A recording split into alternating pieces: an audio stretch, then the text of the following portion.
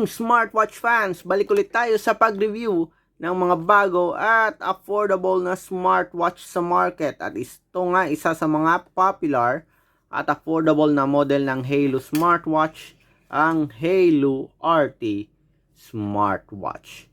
Okay, kung napapansin nyo, ito yung packaging niya, simple lang. Sa likod, meron tayong specs at features, TFT LCD screen, 12 workout modes,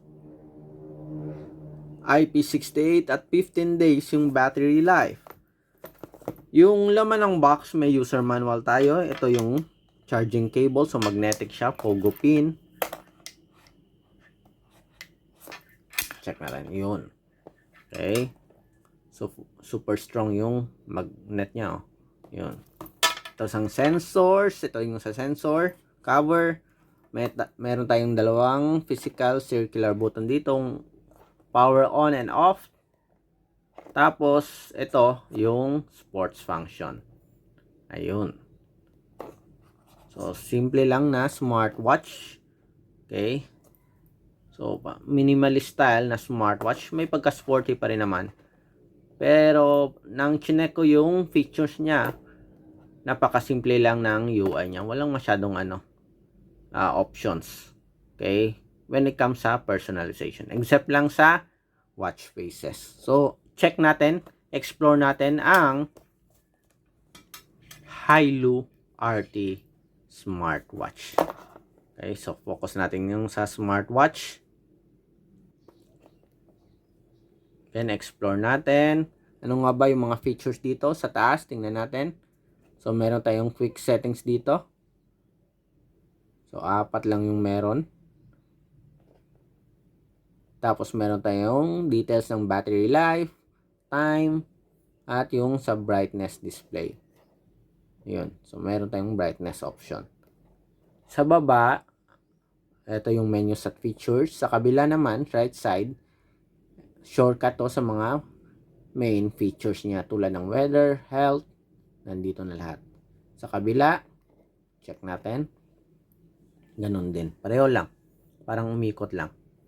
Okay, so sa menus and features, again, ito yung physical button na home and power on and off. Ito naman para sa sports, dedicated sports button. Yun. So sa menus, so sa baba, swipe nyo lang pataas. Wala siyang function as a rotary button, wala. So kung gusto nyo mag-navigate, swipe nyo lang pataas at pababa yung menus. Wala rin siyang ibang option sa menu. Ganito lang, list style lang. Okay. Again, check natin. So meron tayong activity tracking, automatic checking of your steps, distance at calories. Meron ding beats per minute. Ito yung heart rate natin. May highs and lows.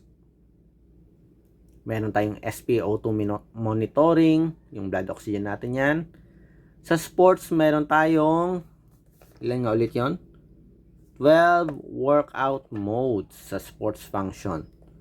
So check natin, meron tayong jogging, fast walking, biking, climbing, spinning, yoga, indoor running, integrated training, gymnastic, may basketball din, football, at rowing. For example, dito tayo sa jogging. So, anong ba ang minomonitor ng jogging natin? So, check natin. So, time, beats per minute, at distance. Yun lang. Kung napapansin nyo, simple lang yung UI. Meron tayong weather report, sleep monitoring. Ito, notice yan yung push notification. Take note, wala tong support sa Bluetooth call. Okay. Music control function. Dito sa more, meron tayong stopwatch, countdown, find phone, at breath training. Sa settings naman, meron tayong watch face. So, ito yung iba't ibang watch face na available sa smartwatch. Okay, balik ulit tayo doon. So, kung napapansin nyo, medyo hirap tayo sa pag-navigate, kasi nga, walang function nito, wala ring return. Countdown, find phone, at breath training. May brightness option tayo hanggang 1, 2, 3, 4 options. About, power off, at reset. So, simple lang yung loaded na features dito sa LS05 na model na Halo RT smartwatch. Okay. Anyways, kung gusto nyo lang yung basic lang talaga, magkaroon ng notification sa push sa messages, app notification at SMS notifications. Kasama na rin ang call notifications, okay na yung smartwatch nito. Okay, kung gusto nyo rin na i-track yung steps nyo, meron din. At tandaan nyo, meron itong 15 days na battery life. So, medyo matagal-tagal din. Okay, simple lang yung pagkakayari ng smartwatch.